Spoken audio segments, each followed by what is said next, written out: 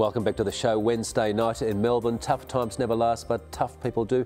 If you are going through a tough time at the moment, remember that that pain is often a prelude to pleasure. So you'll get through the tough time. There's always light at the end of the tunnel. There's always sunshine after the rain. So hang around with positive people and just remember that the tough times you're going through will make you stronger.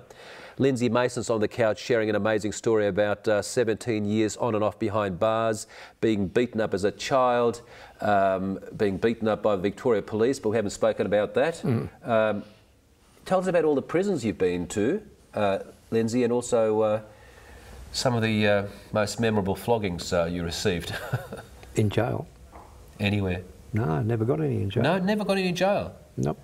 Was that Bayswater you got the worst, wasn't it? That was just your pinnacle of...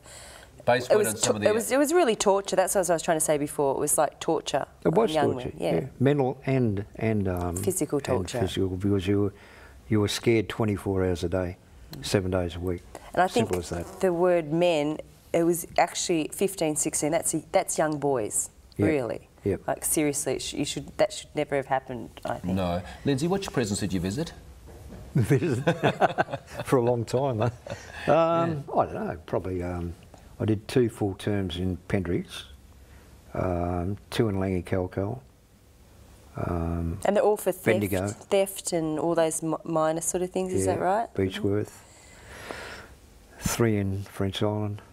What's the worst crime you ever committed? Burglary. Did you injure anybody? Hurt anybody? No. No, you weren't a violent criminal? No. Do people change, Lindsay? Do people change? You know, sometimes we meet people and we know they're angry. The anger is just about to blow up. You can feel it on the surface. Or people say once a criminal, always a criminal. Do people change over the decades, do you think? You can. If you get the right person. I mean, I look like I was never going to change. I'd spend the rest of my life in jail.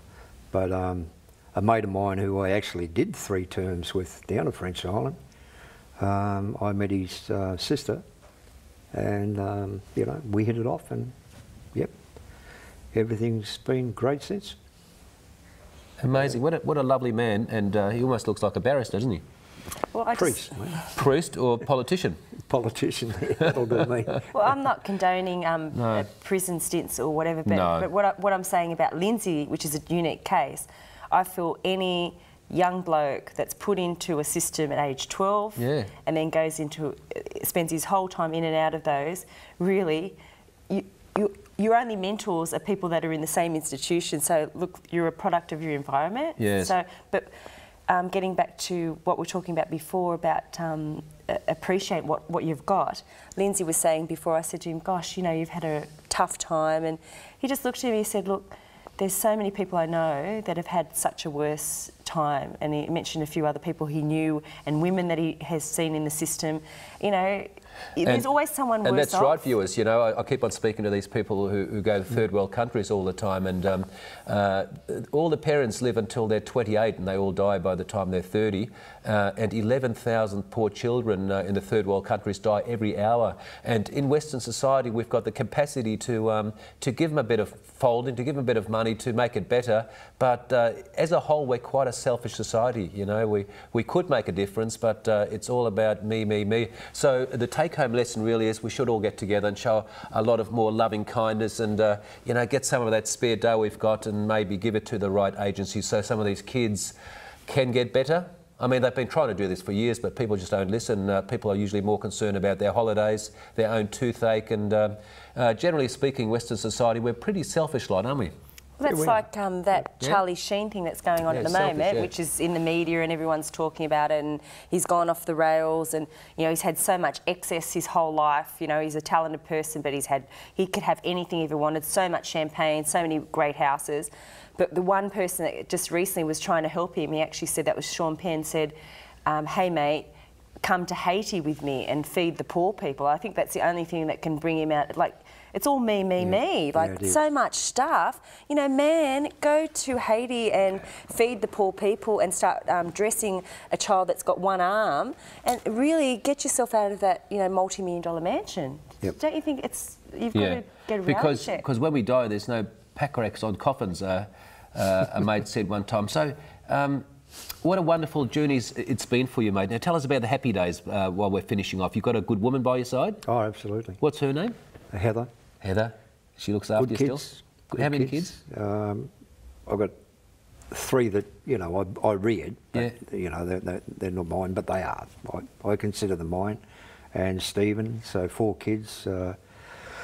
You see them on a regular basis, Lindsay? All the time, mate. You'd be a great dad, I reckon. You'd be a good dad. No, it was very hard. It was extremely hard, mate. Yeah. Because I didn't want to see them go the way that I went. No.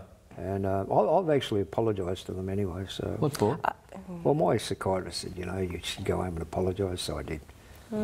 I can understand that because any past things that you've gone through, it can, even we spoke to on a different scale, a heroin addict, I asked her how she's with drugs with her kids, do you know what I mean?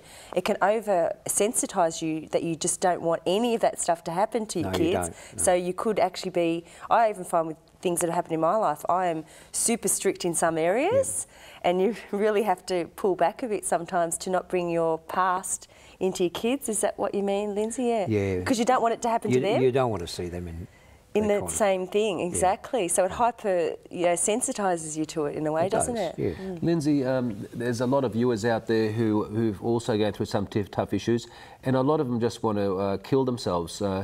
What's your advice if you just think, I've had enough, I might just check out and... There's always tomorrow, mate. Always tomorrow? Always tomorrow. Things get better? Things always get better. What do you do? What you do, you go home, you get pissed, flake out, you're sweet.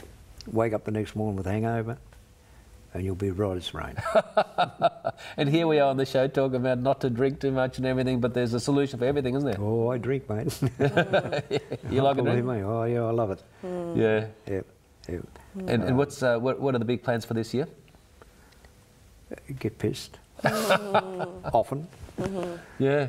And hope that, you know, somewhere along the line we can, like on our site in Facebook, that, you know, maybe we can get a better redress for a lot of the other forgotten Australians that went through tougher times than what I did. Appreciate you coming in, mate. Thank you very much. Thank you very much, Alita, for coming in, and thank you very much, viewers, for watching once again. Tough times never last, tough people do. And thank you for coming up on the street. It's amazing, isn't it? Just remember, we all go through tough times, but happy days are just ahead of us. Love and best wishes, good night, and God bless. See you next Wednesday.